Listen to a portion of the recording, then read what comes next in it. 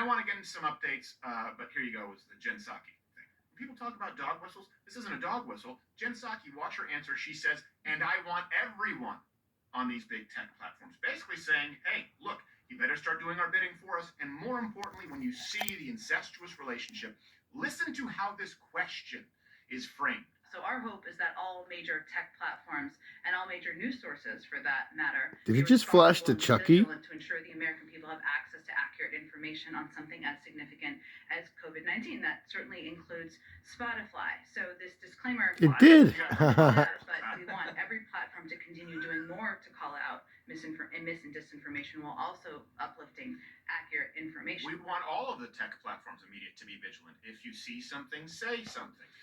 And I'm going to get to Trevor Noah in a little bit because he commented back then. He was saying, now this is people use it as an excuse to say that we were right all along when they were wrong on vaccines, and now it's just that they happen to be right. But before they were wrong. Hold on a second. I would understand that if it's just like someone making a prediction like a Jesse Ventura, right? That's just very broad. But when we say, for example, no, wait, masks the way they're being used don't work. And then go, okay, it doesn't work. When we were saying, for example, no, you can still get COVID and you can still transmit it. And they were saying, no, that's actually going to be banned. That doesn't mean that we were just shooting in the dark. We were very specific. When doctors were saying the 2 or 4% mortality rate is not accurate based on what we're seeing with our patients, thousands of patients, right? We have a good sample size, and they were banned from Facebook, YouTube. No, this is not just shooting in the dark. The point is the government has been wrong about nearly everything, every step of the way, just like they were with AIDS. We've talked about this.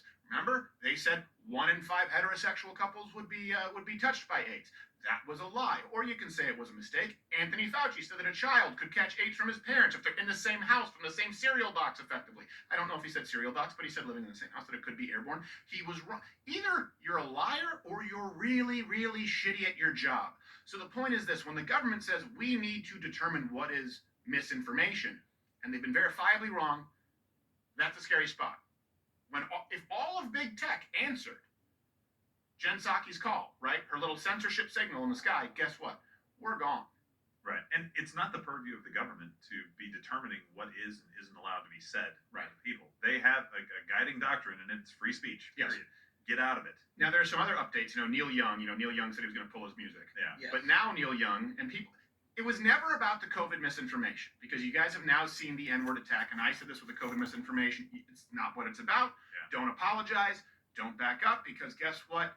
These people have no intention of forgiving you. You do not apologize to someone who is effectively an abuser. They're just looking to use it against you. They want you to be wrong. Exactly. They want you to admit you're wrong. That's what the apology is. And you know what's coming down the pike for Joe Rogan. Now they're probably going to find something LGBTQ, something that he said that's insensitive. So even though he's really a classical liberal, so it was never about that. Now Neil Young. This is a good example where people say, well, companies can do whatever they want. Okay, well, Neil Young, who, by the way, some of his catalog is owned by BlackRock, one of the most powerful groups in the world. Yeah. We've covered that. Now he's not just saying, I'll pull my music. He's encouraging employees at Spotify to walk out. So when people say, well, we don't really care about your music that much, he's like, well, you know what? Now I'm going to try and start a mutiny. So again, it's never enough. They want to remove all voices they don't agree with. And then after... Well, that's just pride.